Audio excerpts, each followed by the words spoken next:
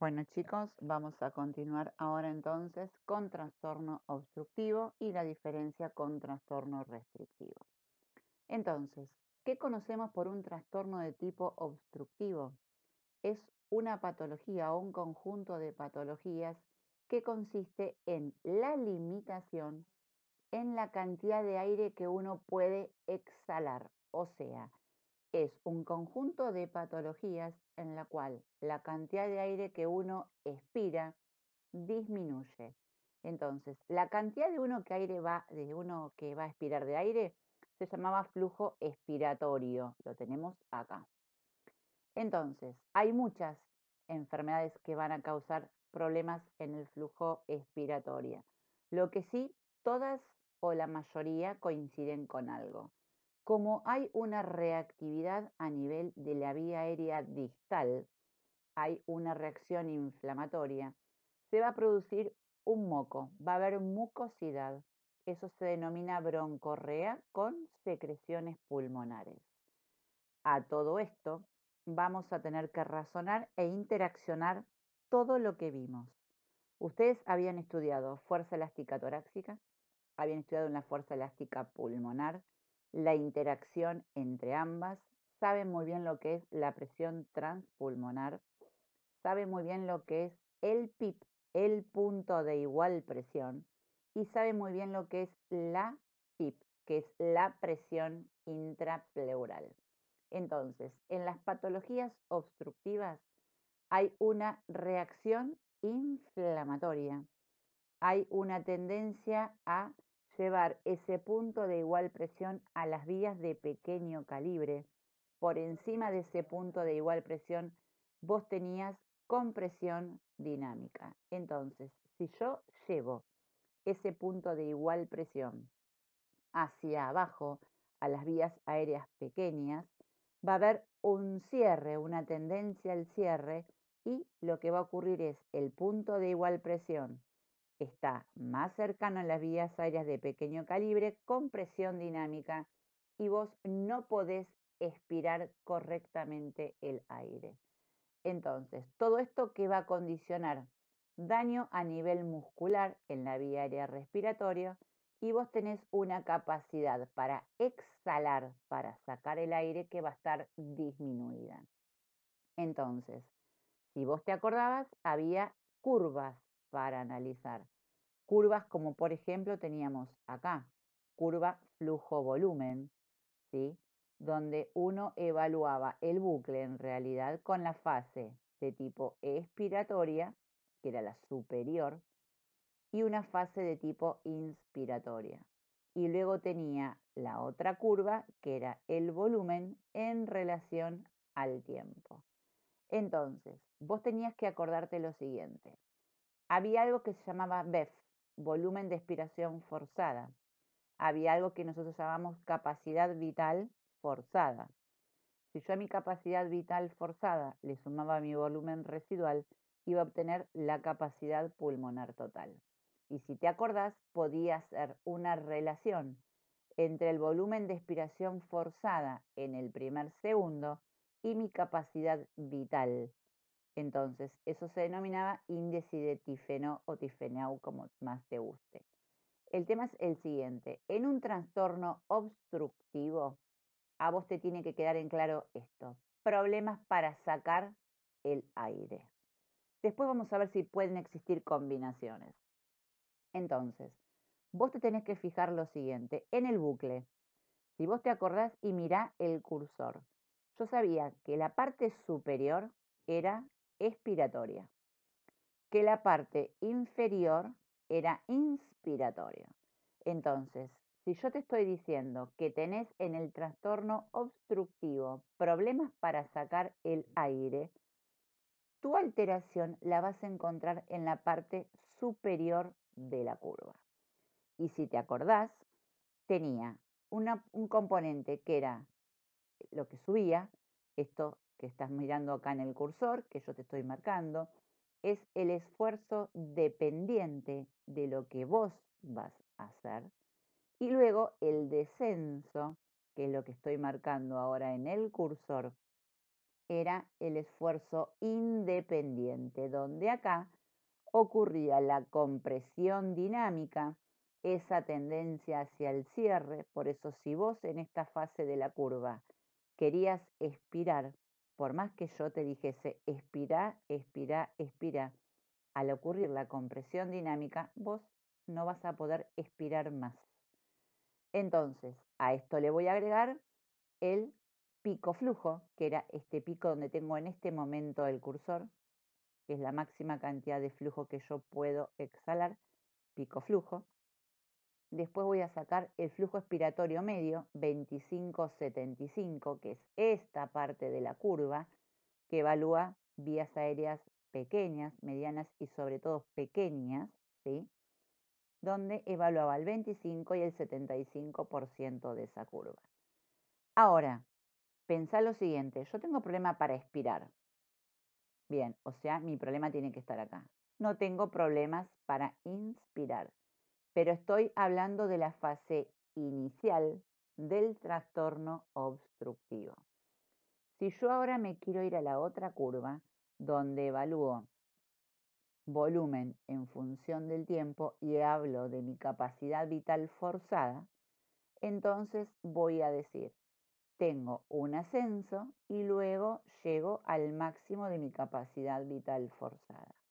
Perfecto. Vos sabés muy bien que a mí lo que me va a interesar es ese volumen de expiración forzada en ese primer segundo. Entonces yo miro en el eje de abscisas y miro el tiempo. Busco en el primer segundo, que es donde tengo en este momento marcado el cursor, subo y me fijo dónde está el toque en lo que sería el volumen de expiración forzada y lo miro hacia la izquierda, que es la cantidad de volumen. Acordate que vos tenés que estar expirando en el primer segundo, promedio, el 80% de tu capacidad vital forzada. Entonces, estos van a ser los dos gráficos que van a hablar del trastorno obstructivo. En este, acordate que el expiratorio es en la parte superior y en este acordate que lo que va a ocurrir en el trastorno obstructivo, vamos a ver después otras curvas de repaso, esto se va a aplanar. Si fuese el obstructivo, porque esta curva es normal, esto se va a aplanar y vos vas a llegar a tu capacidad vital forzada, a lograr expirar, pero lo vas a expirar en un mayor tiempo, eso se llama expiración prolongada, y también vas a escuchar, como yo tengo tendencia al cierre de la vía aérea porque tengo una compresión dinámica, pensá y acordate que vos tenés un flujo y en ese sector va a haber un flujo turbulento. Entonces, eso se va a escuchar, al igual que pasaba en cardio. En cardio vos me decías, Betina, cuando yo tengo un soplo es un flujo turbulento y lo oculto. Bueno, acá también yo lo voy a escuchar. Y lo voy a escuchar como sibilancias, es ese chiflido el que te dice el paciente, doctora, siento como un gatito. Entonces, ese chiflido son las sibilancias y sobre todo de tipo expiratorias, porque el primer componente donde se altera, lo primero que se altera, es en la fase expiratoria. Cuando esto se agrave, porque esto se puede ir agravando, de hecho se agrava, también vas a tener un componente tanto inspiratorio como expiratorio y hay clasificaciones de gravedad, pero no es tema de tercer año. Seguimos. En mi trastorno obstructivo, yo voy a tener aumento de resistencias, compliance y disminución del flujo expiratorio.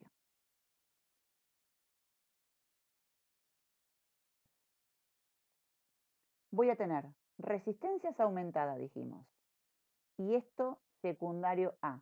Voy a tener un mayor trabajo de los músculos y va a haber una mayor cantidad de presión a nivel alveolar.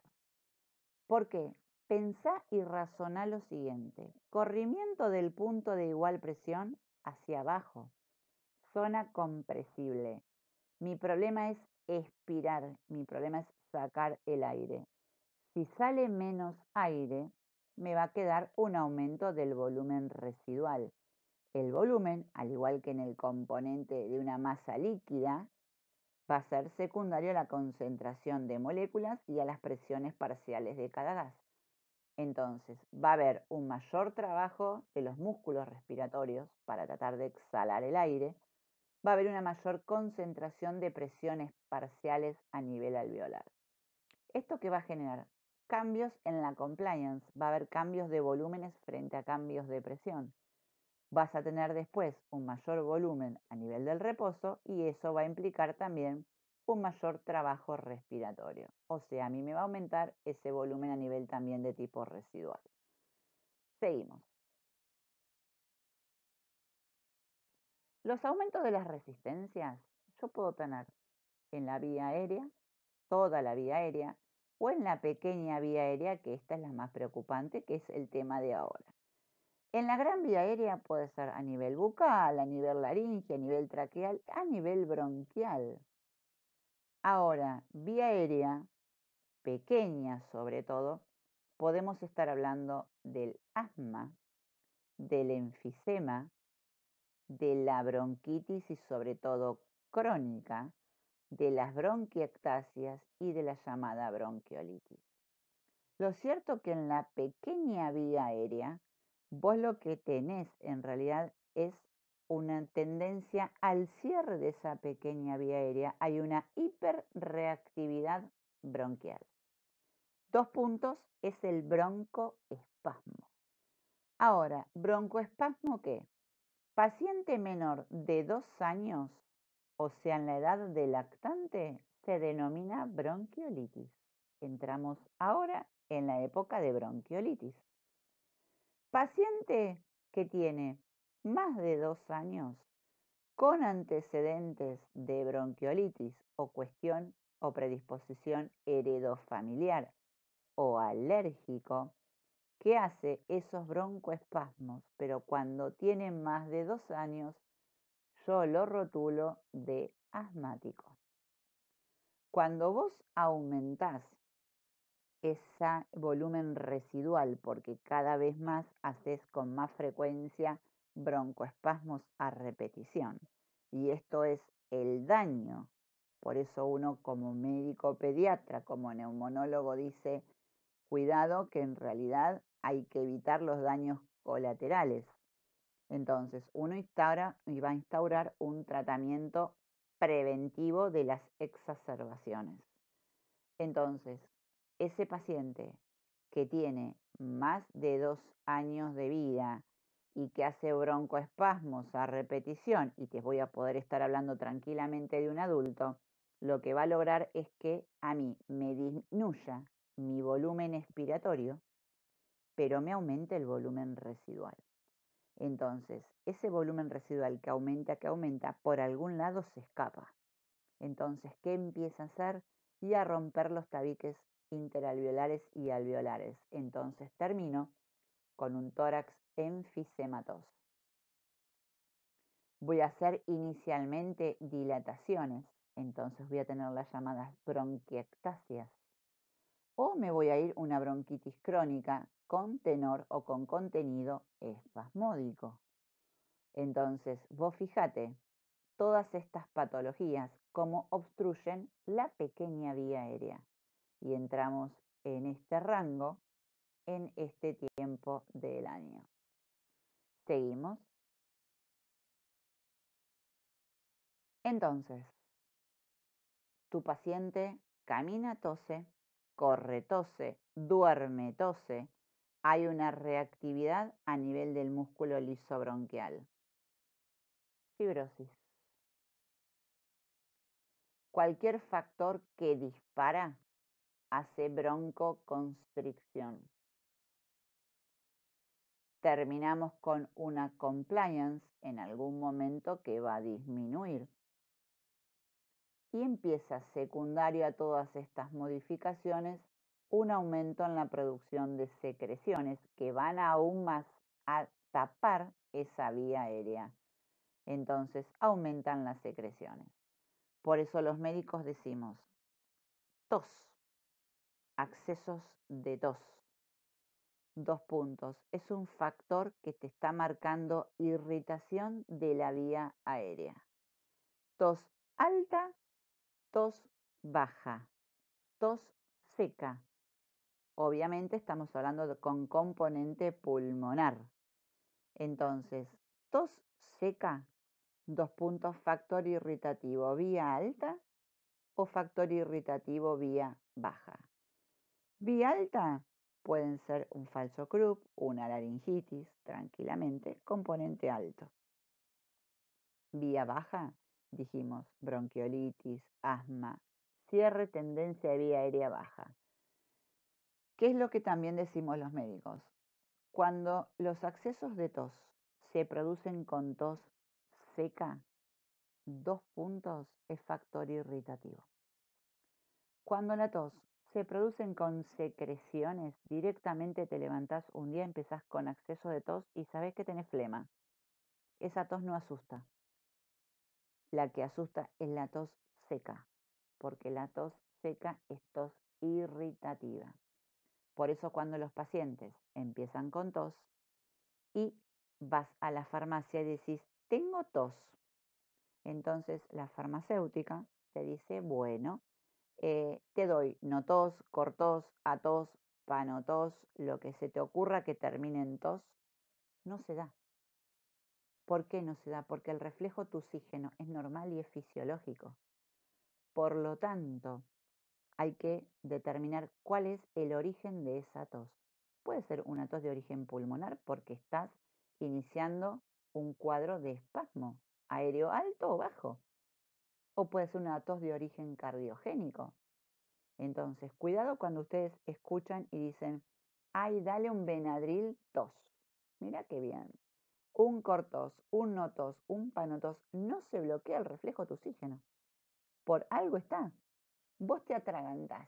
Estás comiendo una galletita, querés hablar todo junto y te atragantás. Tos. Tos es un reflejo tusígeno normal, es un mecanismo de defensa. Lo que pasa es que vos tenés que empezar ahora, a partir de ahora, ya que tenés tantos conocimientos, empezar a discernir desde el punto de vista respiratorio. Y ya viste lo cardiogénico. Seguimos.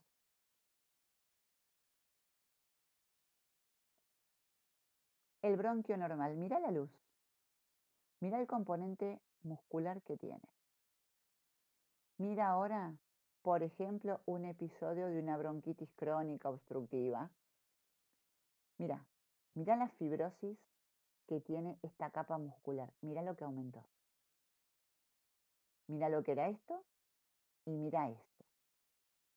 Mira la luz del bronquio normal. Mira ahora la luz, cómo lo disminuí. Si a esto le agregás que hay una reactividad bronquial con secreciones, mira esto amarillo. Esto es moco. Moco amarillo, moco verde, moco infectado. Entonces, mira cómo terminás disminuyendo la luz. Mira la fibrosis que va a generar, el aumento de las secreciones, ese moco. Fíjate cómo termina un cuadro. Entonces, mira esta placa. Aunque vos no sepas placa, yo te voy a ayudar a describirla. ¿Qué te dije que ocurría en un cuadro de un broncoespasmo? 2 puntos. Corre el punto de igual presión para abajo, tendencia al cierre de la pequeña vía aérea con presión dinámica. Entonces vos razonás. Yo tengo problemas ¿para qué? Para expirar. No sale el aire. Bien, si no sale el aire, 2 puntos, ¿qué me queda? Y un aumento del volumen residual. Perfecto, ahí vamos bien.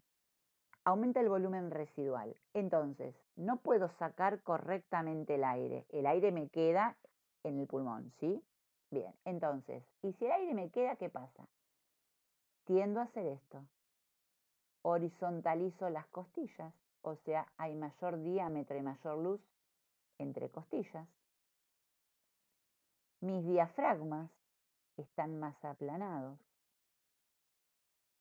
Mis diafragmas están más aplanados. Entonces, aumentan los espacios intercostales por mayor atrapamiento aéreo.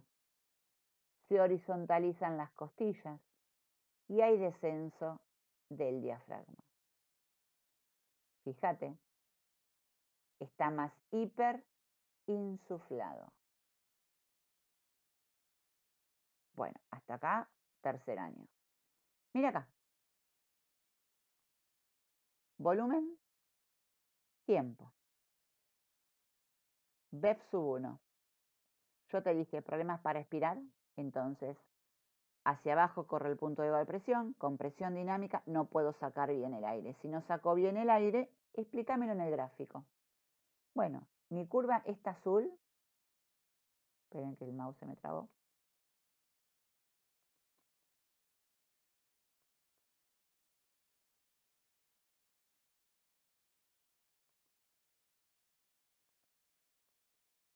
Ahí está. Mi curva azul es la normal. Esta es mi curva. Esfuerzo dependiente, entro en esfuerzo independiente y llegó mi capacidad vital forzada. Bien. Si yo estoy obstruida en las primeras obstrucciones, yo te dije, vas a llegar a tu capacidad vital forzada. Sí. Pero hay un tema, me va a costar sacar el aire. Voy a llegar. Tengo una expiración prolongada, tardo más, vas a escuchar ese chiflido, pero voy a llegar. Entonces, esto se va a traducir que esta curva, en vez de tener este ascenso empinadito como tiene la normal, esta curva se aplana. Se aplana hasta que llega a la capacidad vital forzada.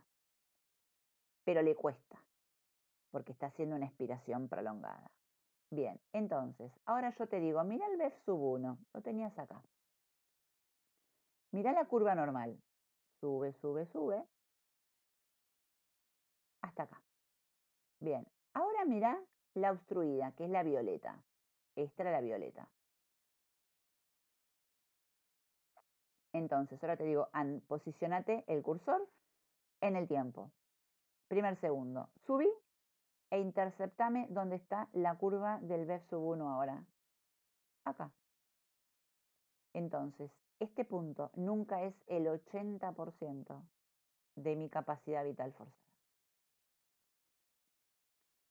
Mira acá el bucle. Vas a ver, esto que estoy marcando ahora es lo normal. Y esto sería también lo normal. Ahora, lo que me interesa es que veas el obstructivo puro. El obstructivo estaba en la parte superior de mi curva. Entonces, si mi curva está en la parte superior, mi problema es expiratorio. Entonces, mirá cuando yo quiero expirar y corro el punto de igual presión a una zona compresible, y te digo, y con presión dinámica, cierro la vía aérea entre comillas, tengo la tendencia.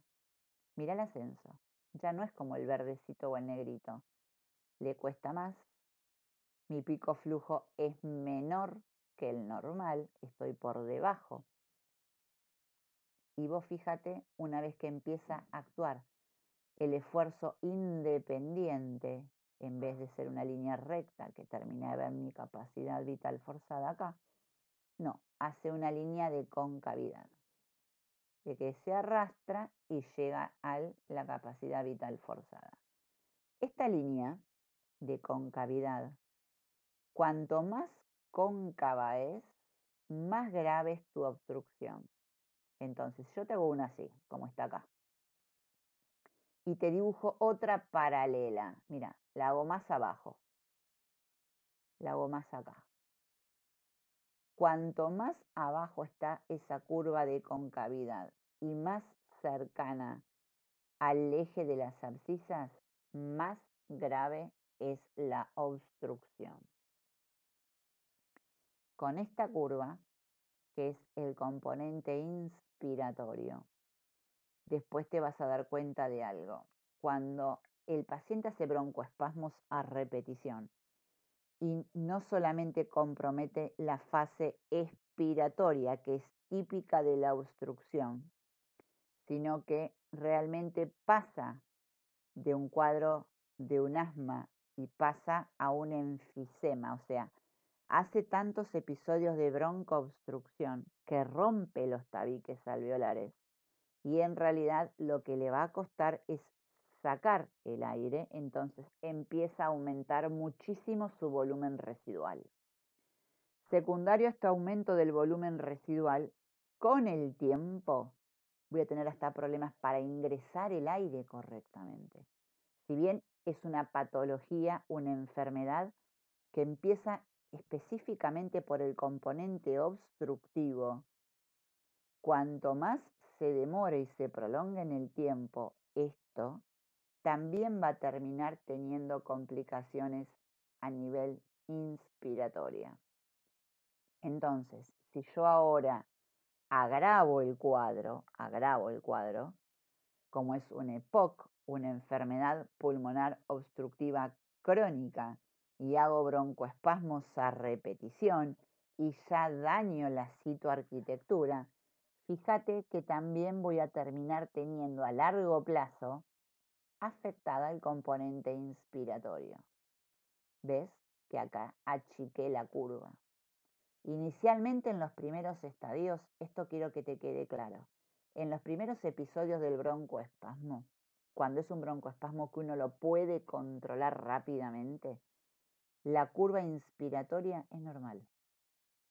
Ahora, cuanto más episodios de broncoespasmo hay y el paciente no tiene adherencia realmente al tratamiento, esto va a empezar a achicarse. Y cuando esto ya se achique, hay compromiso de los dos lados. Va a haber compromiso tanto expiratorio, que es el debut, como el componente inspiratorio. Seguimos.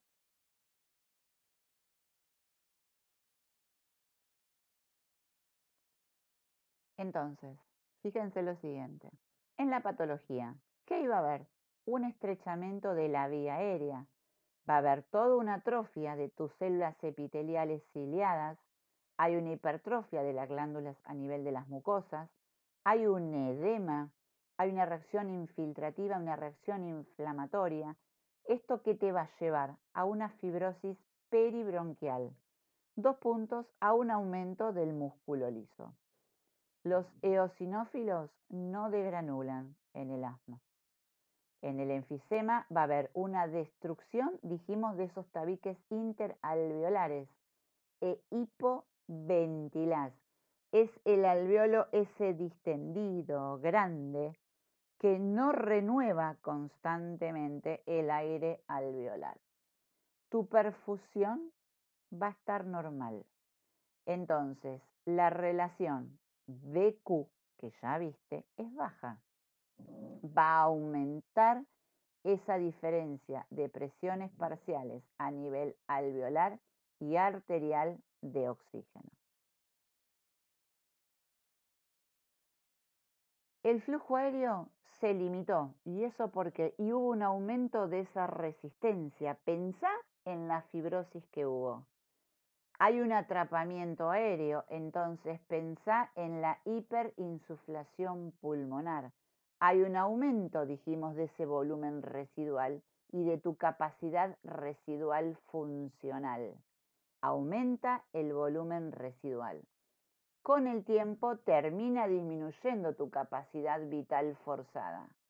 Hay un aumento de la capacidad pulmonar total en forma frecuente, pero todo esto es secundario a qué? Y ese atrapamiento aéreo que me determinó aumento del volumen residual.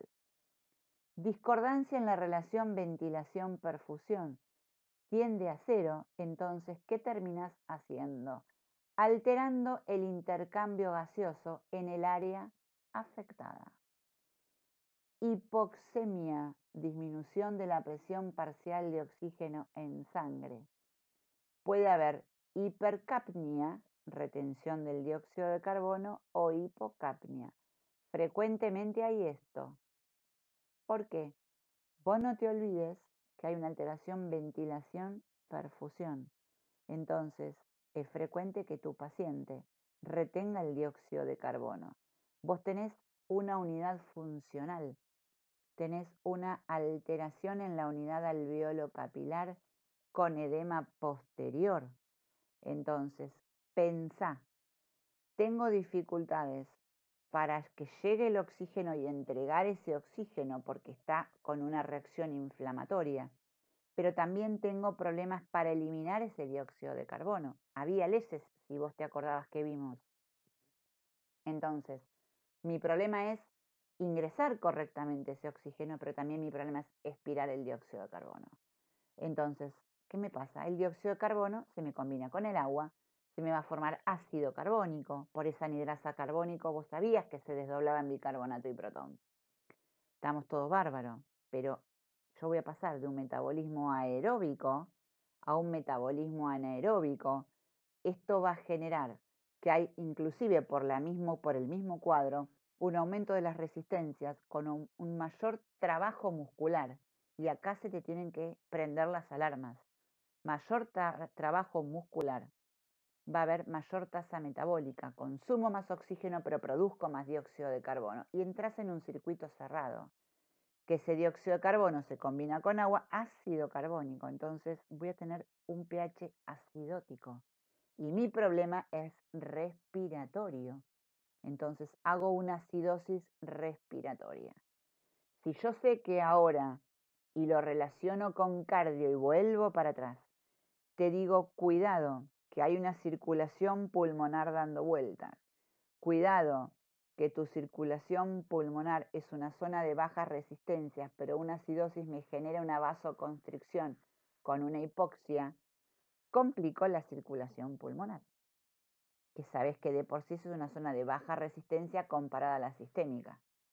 Y si quiero complicarla un poco más, te digo, acordate de renal, acordate de la arteriola aferente. ¿Cómo llega sangre por la arteriola aferente? Si yo hago vasoconstricción generalizada y toco a la arteriola aferente, que es la que me va a ingresar sangre correctamente al riñón, y me vas a decir, sí, Betina, intestino, cerebro, riñón y corazón se perfunden y tratan de mantener su tasa de filtrado glomerular y su flujo plasmático renal adecuado. Estamos totalmente de acuerdo. Pero el riñón, acordate que yo muchas veces te dije, él no sabe por qué no le llega sangre. Entonces, es cierto que va a haber un mecanismo de regulación de flujo sanguíneo renal, pero también te acordás que hay un sistema renina-angiotensina-aldosterona que te va a pesar muchísimo como regulación neuroendocrina. Entonces, ¿qué va a hacer? Y va a reabsorber sodio, va a reabsorber agua y va a terminar complicando aún más lo renal a lo cardiovascular, y respiratorio va de la mano con cardiovascular. Entonces, acá voy a tener el grave problema. Metabolismo de aeróbico a anaeróbico con pH ácido. Vasoconstricción generalizada. ¿Y en qué termino? Y en una hipertensión pulmonar. En vasoconstricción de causa hipóxica. Más caquexia. Seguimos. Mira, horizontalización de las costillas, aumentan los espacios intercostales, esto es por el atrapamiento de aire que queda, el aire tiene que estar en algún lugar y después termina rompiendo los tabiques y tengo un tórax en tonel del típico enfisematoso, como este. Mira, aplanado los diafragmas. Si yo acá te percuto los dos pulmones, voy a tener hipersonoridad o timpanismo. Timpanismo y aire. Cuando algo está ocupado es mate. Seguimos. Insuflación del pulmón y se aplanaron los diafragmas. Disminución de la matidez cardíaca. Pido placa de tórax y te voy a pedir pruebas de funcionamiento pulmonar. 2 puntitos, espirometría dinámica. Seguimos. La técnica que te dije, este es el espirómetro. Paciente se le iba a colocar, dijimos, el clamp o el brochecito en la nariz para que no tenga fuga.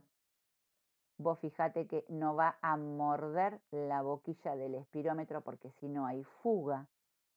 Entonces va a tomar el aire y va a ser toda una fuerza donde lo va a registrar acá arriba, que es el componente expiratorio. Sin sacar la boquilla de la boca, va a inspirar con toda su fuerza. Y lo cierto es que la curva tiene que terminar del punto desde donde partí. Bueno, obviamente que en este sistema, fíjate que es una computadora, se aprecian y se ingresan todos los valores de tu paciente y acá se va a corroborar con un teórico. Esta prueba se hace prebroncodilatador y posbroncodilatadora. Mira, bucle, eje de ordenadas, eje de abscisas, volumen y flujo. Curva punteada, curva normal. Fíjate ahora, yo te digo, toma el aire, expira, vos expirás, te grito, expira, expira, expira, expira. Llega un punto que me doy cuenta que no podés expirar más, estoy en el pico flujo. Y vos seguís expirando. Y yo te grito y vos seguís expirando. Bien, llegaste a tu capacidad vital forzada. Compara la curva de arriba punteada. Mira el cursor. Mira. Y volvemos a repasar. La que asciende, punteada, es esfuerzo dependiente de tu fuerza. Pico flujo, donde tengo el cursor. Y luego el esfuerzo independiente, donde empieza a actuar la compresión dinámica y por más que vos quieras seguir expirando, no podés porque se corre el punto de igual presión. Bien, entonces, si yo ahora te digo, ¿qué le pasa a la parte superior? Y vos me decís, y Betina, esto es expiración. 2 puntos. Patología obstructiva, 2 puntos, problema expiratorio. Vamos, perfecto. Ahora te digo, analiza la curva que está de abajo. Entonces me decís, mira, yo empiezo a aspirar. Expiro, expiro, expiro, expiro y llego a un máximo. Bien, donde tengo el cursor, ahora es en la nueva curva el pico flujo. Está por debajo de la curva anterior. Yo estoy acá y acá tengo una linda diferencia. Entonces, el flujo de expiración forzada, el pico flujo, está abajo. Y después quiero seguir expirando, pero yo ya tengo la compresión dinámica. Entonces, fíjate lo que hace mi curva. Una curva de concavidad. Es cóncava. Entonces, esto me está marcando un patrón obstructivo. Ahora, si tu paciente inicialmente no tiene problemas, porque son los primeros debuts del broncoespasmo, esta curva está normal. No tiene por qué afectar el componente inspiratorio. Ahora, cuando afecta el componente inspiratorio, cuidado, porque habla de severidad de cuadro. ¿Por qué? Y porque tengo muchísimo atrapamiento aéreo, entonces termina en la etapa final de la patología, las más avanzadas, a tener problemas en el componente inspiratorio. Mira esta curva. Volumen en función del tiempo. Eje de ordenadas, volumen. Eje de abscisas, tiempo. Anda la línea punteada. Esta, curva normal. Acá tengo capacidad vital forzada. Bien, vos sabés que acá tengo el tiempo primer segundo. Entonces yo te digo, bueno, el tiempo en el primer segundo, anda a ver dónde intercepta el BEF sub 1 con el flujo. Acá. Entonces, este BEF sub 1 con el flujo tiene que ser el 80% de mi capacidad vital forzada. Acá está perfecto. Y ahora te digo, anda la curva negra, o sea, la de tu paciente patológico. Tome el aire, expire, le decís. Bien. Expira, pero vos te fijas. Bajó. Entonces, bajó, ya no está llegando a la capacidad vital forzada. Tendría que estar llegando acá. Y vos te fijas y estoy por debajo de la curva mía normal. Pero acá yo te voy a hacer una salvedad. Cuando yo tengo un problema obstructivo, tiene que llegar. O sea, tendría que estar acá. Cuando está acá abajo, no tiene la capacidad vital forzada que tiene que tener. Entonces, esto es un parámetro de una curva restrictiva. Si te fijas, tiene el mismo espejo que la curva obstructiva. Si fuese una curva puramente obstructiva, esto viene así, le cuesta y va a terminar acá arriba. Esta diapositiva tiene trampita. Seguimos.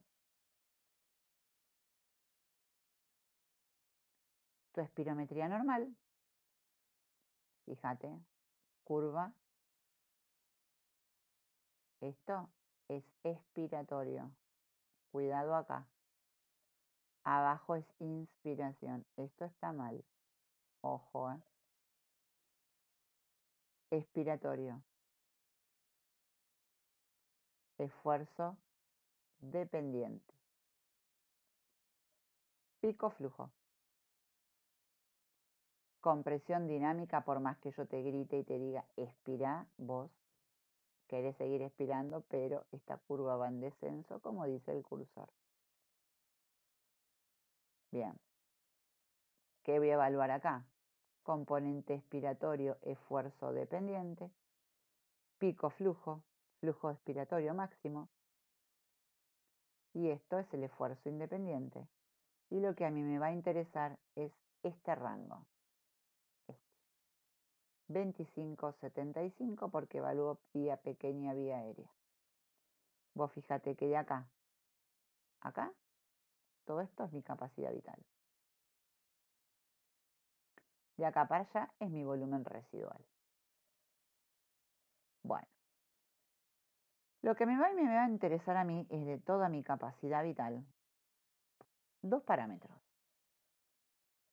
MEF y MIF. Flujo de expiración media, o sea, ¿qué haces vos al 50% de tu capacidad vital? Tanto expiratoria como inspiratoria. Son otros parámetros para evaluar curva. Seguimos. Mira la obstrucción. Sube, esfuerzo dependiente. Y esta curvita se hace cóncava. Obstrucción leve. El componente inspiratorio no tiene problemas. Seguimos. ¿Cómo se aplanó? Y fíjate cómo casi se quiere hacer paralela al eje de abscisas. Cuanto más paralelita te estás haciendo al eje de abscisas, más grave es la obstrucción. Y mira cómo descendió el pico flujo. Tendría que estar acá arriba. Y mira dónde está. Le cuesta expirar. Seguimos. Si es una obstrucción alta en general, yo puedo decir tengo las resistencias altas. Entonces, resistencia alta, compliance baja, flujo reducido, áreas hipoventiladas, diámetro de la vía aérea reducido y lleva un aumento del trabajo ventilatorio. Todo esto que te va a terminar dando todo el cuadro. El pulmón grande, distendido el alveolo, la relación ventilación-perfusión bajó, las resistencias aumentaron y fatiga muscular.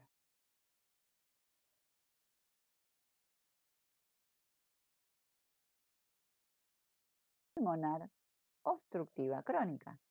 Entonces, los pacientes que empiezan con broncoespasmos a repetición y que son pacientes que no quieren tratarse, porque a ver, ustedes van a ver ahora parte del tratamiento muy por arriba, pero la realidad esto va a terminar complicando la citoarquitectura y vamos a terminar con otra patología más grave que es el enfisema pulmonar.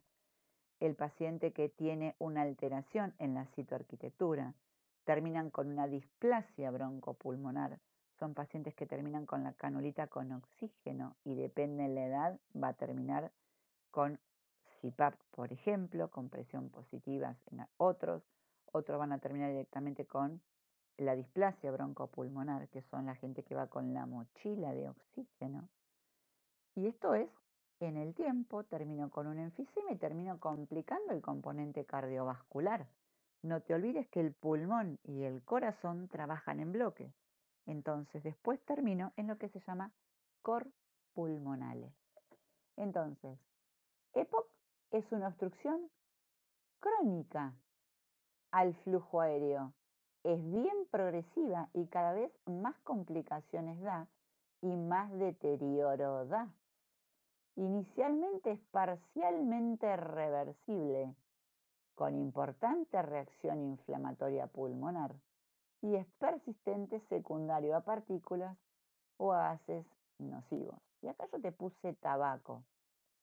Pero la gente que es hiperreactiva bronquial y que tiene una base o una predisposición alérgica, tranquilamente puede ser una alergia a los ácaros, al polen de las plantas. Marzo, abril, septiembre y octubre empiezan los estornudos que de la nada empiezan a chorrear ese moco transparente, esa rinorrea. Y son pacientes que son alérgicos y hay distintas manifestaciones de alergia. Hay alergia cutánea, hay alergia con manifestación pulmonar específica con broncoespasmo. Hay gente que hace laringotraqueitis, entonces vos tenés una manifestación de cuadro alérgico muy variado. Entonces, puedo tener una bronquitis crónica. Mirá, tos y expectoración por más de 3 meses al año y lo haces durante 2 años consecutivos. Puedo tener un enfisema pulmonar. Ya están destruidos los tabiques aéreos. O sea, rompes la unión de tabique más allá del bronquiolo terminal, haces el tórax en tonel, el enfisematoso. Y la EPOC es bien obstructiva, por lo tanto requiere de hacerse espirometría. Con esto haces el diagnóstico. Y esto es con prueba prebroncodilatadora y prueba postbroncodilatación. Seguimos. ¿Tengo factores de riesgo? Por supuesto que sí. Lo primero, el tabaquismo. El riesgo es dosis dependiente. La exposición al humo de la leña. Una exposición mayor de 10 años tiene un mayor riesgo de desarrollar una EPOC. Si hay antecedentes de TBC, tuberculosis, y depende cuál, sobre todo la miliar, la prevalencia es en un 30,7% de desarrollar EPOC si tenés con una base de tuberculosis. Si hay infecciones respiratorias muy frecuentes en la edad pediátrica. Si hay eventos, cuanto más precoz ocurra, más riesgo tenés de desarrollar EPOC. Y el problema es que esto va a limitar tu desarrollo de la vía aérea respiratoria, si bien el desarrollo se completa entre los 12 o 13 años de edad. Y obviamente va a terminar repercutiendo en la función pulmonar y por último en la integración cardiopulmonar. Seguimos. Primer tema, hay una compresión dinámica, hay una tendencia del corrimiento del punto de igual presión hacia el alvéolo, zona bien distal, zona altamente compresible. Termino con esto: atrapamiento aéreo, cierre precoz de esa vía aérea. Entonces queda aire alveolar atrapado. Menor volumen de expiración y me queda aumento del volumen residual. Hay una alteración en el intercambio de los gases. Hay hipoventilación alveolar. Se altera la relación ventilación-perfusión, sobre todo en el área que reacciona primero. Deterioro en el intercambio de los gases. Aparece hipoxemia y luego esa hipercapnia.